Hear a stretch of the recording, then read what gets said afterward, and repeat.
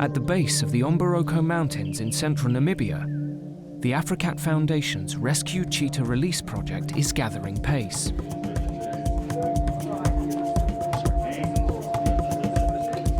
Rescue and Release Officer Dave Houghton and the team have worked round the clock, preparing 18 cheetahs for release onto a 40,000-acre reserve. Every cheetah scheduled for release has had to be darted and vaccinated. And so far, the process has gone without a hitch. But today, the team has to get to grips with the release program's most challenging cat.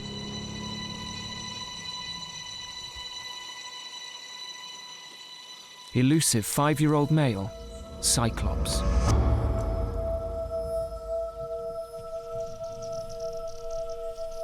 Cyclops truly is a wild cheetah. Rescued after being trapped by farmers at the age of 4, he avoids human contact whenever possible. Once released, he should do well in the reserve. But there's one obvious problem. When he was rescued, Cyclops was suffering with glaucoma in one eye. It needs to be examined, and if his condition has deteriorated, he might have to undergo surgery to have the eye removed. Having cared for this enigmatic cat for 18 months, Dave has become quite attached. He's hoping Cyclops gets the all clear and won't have to endure the stresses of major surgery. He's got a special place in our hearts because he's been kind of very elusive to us. Feeding time, that's the only time we see him. So we think he's going to do well, and we hope that he does well, and we can get him out there as soon as possible, back where he belongs. Cyclops is such a wild cheetah that getting close enough to anaesthetize him with a dart gun is impossible. The team has decided to set up a box trap, hoping to lure him in using a joint of meat. Once he's contained, it will be easy to dart him. It has 2 sliding doors, one each end, and it has a trip plate in the middle. So the mechanism holds the doors up, and then when the animal stands on the trip plate, the doors drop.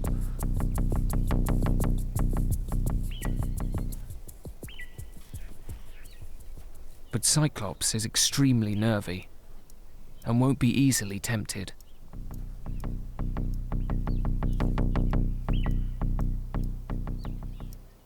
The question is, will he take the bait?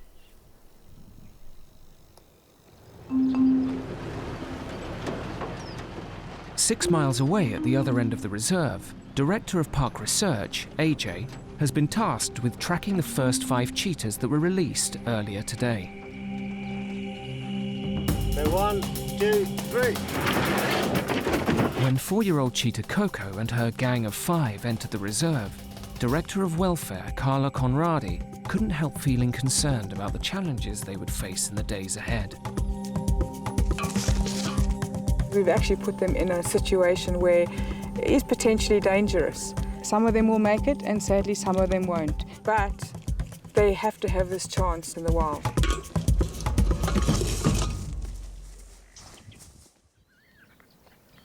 After years in captivity, the 5 now have to fend for themselves, and AJ's concerned for their safety. He's hoping to get a glimpse of them before sunset, and he soon spots them in a clearing.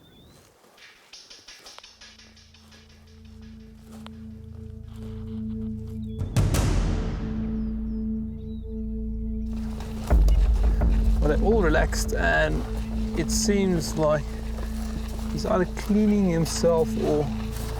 No, he's chewing on something. Wait, he's chewing on something.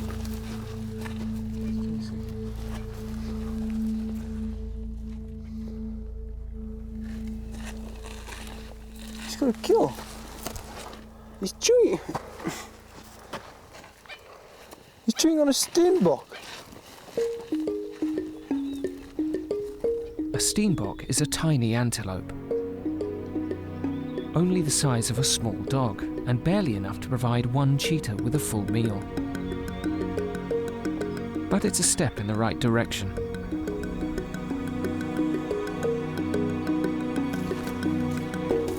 I have to call Carla. I mean, this... Carla on 6?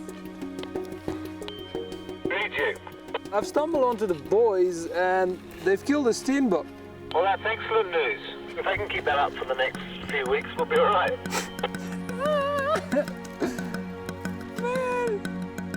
Now, this is what makes it all worthwhile.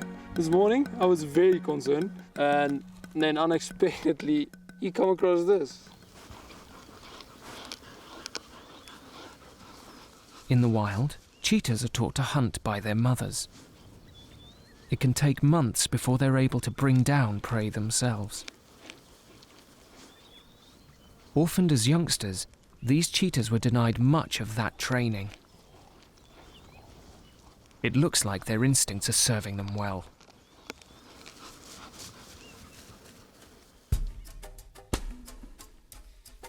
Dave and Carla arrive, keen to witness the cheetah's proud moment.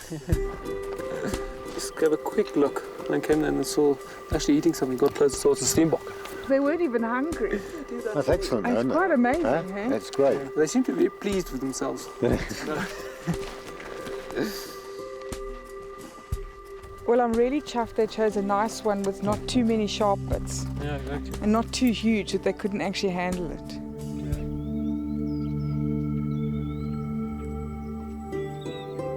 After so many years in captivity, Coco and the others are doing what comes naturally.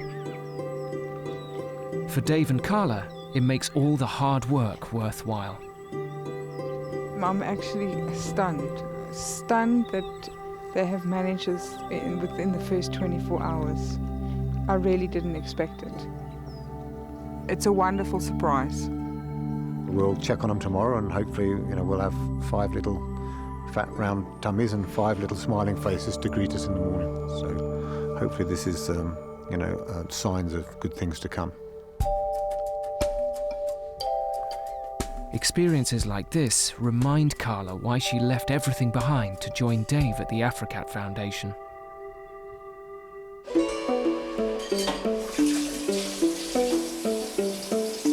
Before she dedicated her life to cheetahs, Carla had begun making a career for herself in the city. Life in the bush has changed her perspective, as well as her image. When I lived in Cape Town, I did spend a lot of time dressing up for work and having my nails done and going to the hairdresser. But here, it's quite different. Here, there are no long nails because you probably break a finger if you had long nails. You can't really wear jewellery because it'll get stuck on a thorn bush and you'll rip your ear out. I was here before Carla, so I was here when Carla used to visit in her nail polish days. So I did see that, that side of Carla. Living in this situation does change you. Kind of a weekly trip to the manicurist is absolutely ridiculous when you're doing stuff like we do, when your nails break every 5 minutes anyway. So it's basically back to short nails, and you just have to put up with it. Even me,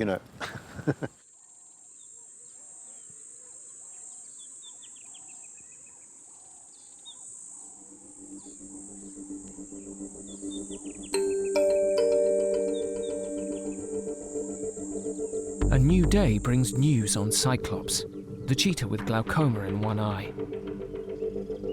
In the night, he took the bait. Dave and veterinary surgeon Dr. Mark Jago move in.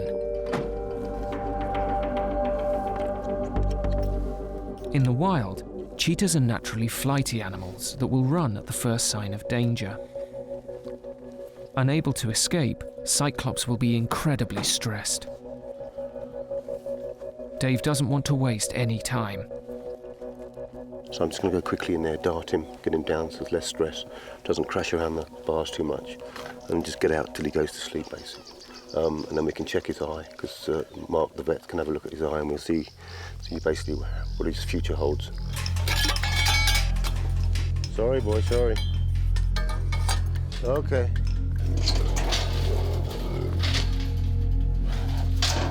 Okay, boy. Dave needs to get a clear shot into the muscle of Cyclops' hind leg. The longer it takes, the more chance that Cyclops will injure himself on the bars.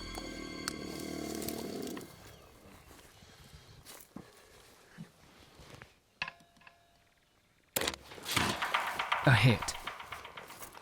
And Dave and Mark can retreat while the drug takes effect. A lot of crashing around. Sometimes they can damage their face. Obviously very nervous, so just going to try and get away as soon as possible so there's not too much of that.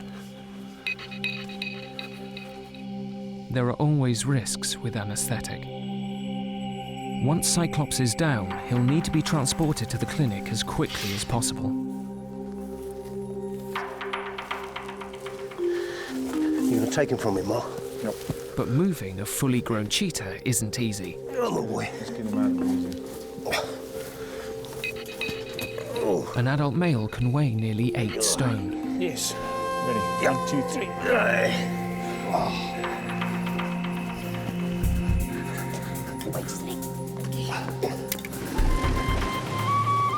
Cyclops' eyes are covered to protect them from the sun's glare. And once on the truck, cool, wet towels ensure he doesn't overheat. Once he's back at the clinic, he'll be examined. And if his condition has deteriorated, he'll face major surgery.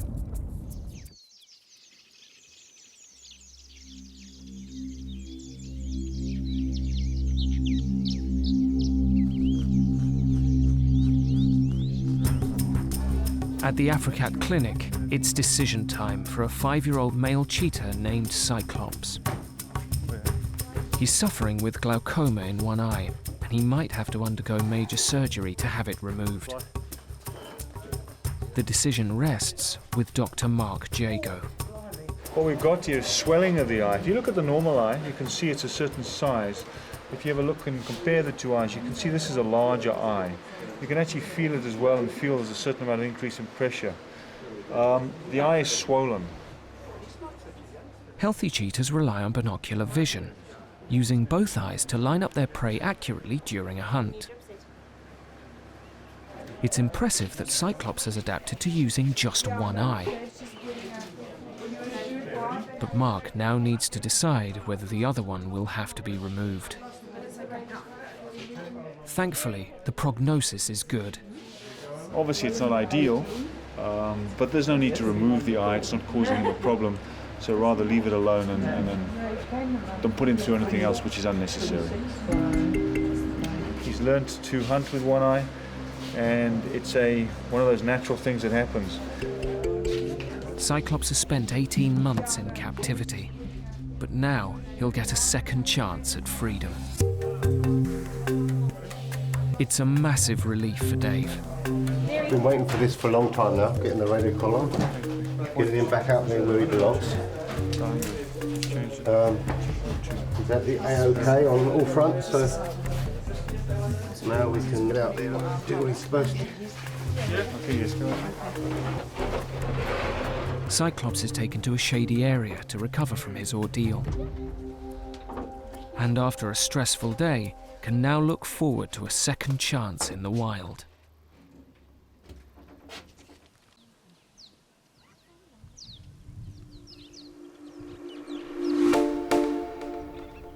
As a new day dawns, 7-month-old cheetah cub Quattro is leaving the reserve.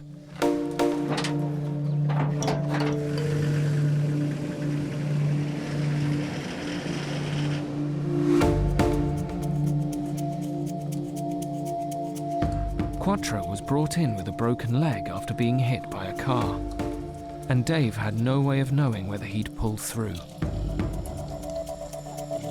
Hopefully it doesn't come to it, but it could well come to the fact that it's not savable and then it has to be euthanized. And as sad as it is, we have to accept that sort of thing. This morning, Quattro will have x-rays on his leg. It will be down to Dr. Ulf Tubesing to decide whether he can be saved. First, he'll have to anaesthetize him. Ulf, Hi Dave, how's how are it? you? Have you got a towel or something for his head? Or? I usually just, if you get a towel in, I usually start swatting it. It's a very calm cheetah. Yeah. The team initially thought Quattro's calm behaviour could be the result of head trauma.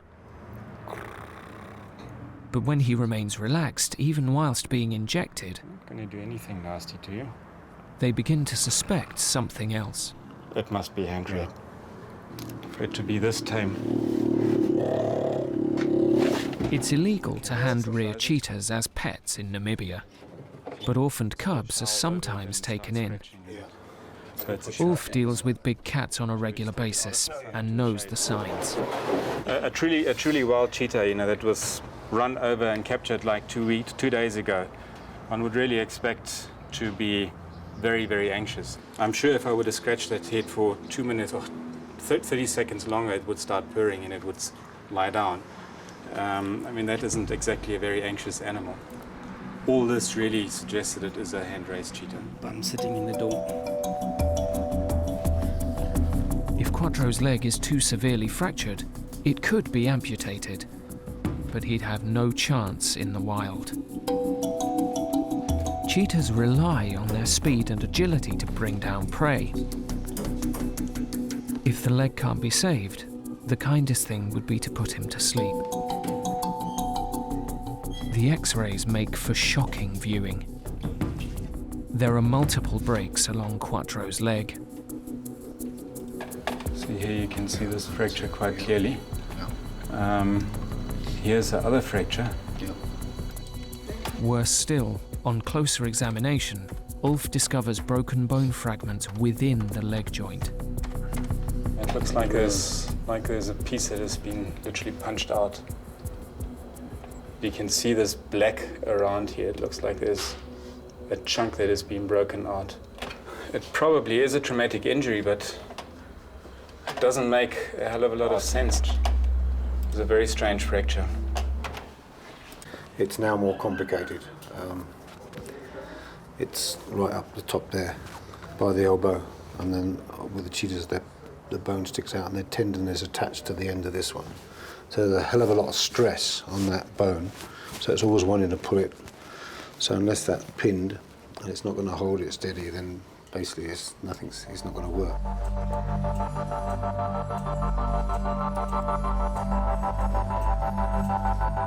Quattro is taken through to surgery. It's going to be a complex procedure that will have to be done in 2 stages. What I'm right now doing is just to get a surgical exposure of the fracture site. That is the fracture proper that you see. Just trying to get the fragments in position. Firstly, Ulf will tackle the clean breaks along the length of Quattro's leg bone. Screws and plates. Once this is complete, he'll be taken for X-rays. Cheetahs rely on their lightweight bone structure to reach the incredibly high speeds they need during the hunt. For the operation to be deemed a success, Quattro's ability to run at speed mustn't be compromised. It's getting the right plates and screws together, that it's strong enough to hold, not so big that it interferes with the animal in the long run. The team are still hoping that eventually Quattro can be released into the wild. And so far, the signs are good.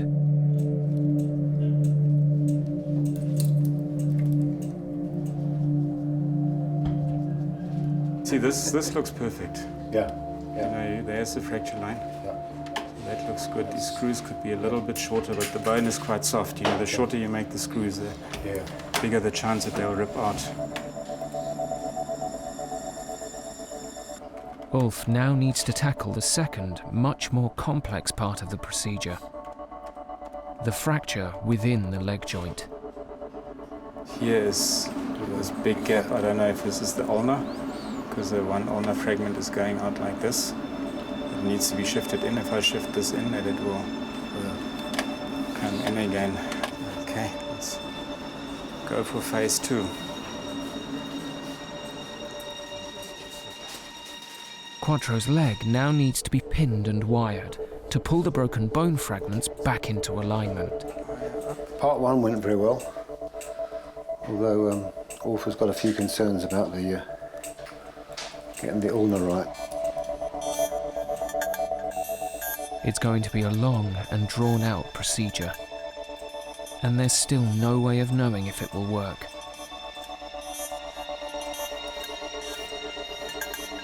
The life of this young cheetah cub will be determined in the coming hours.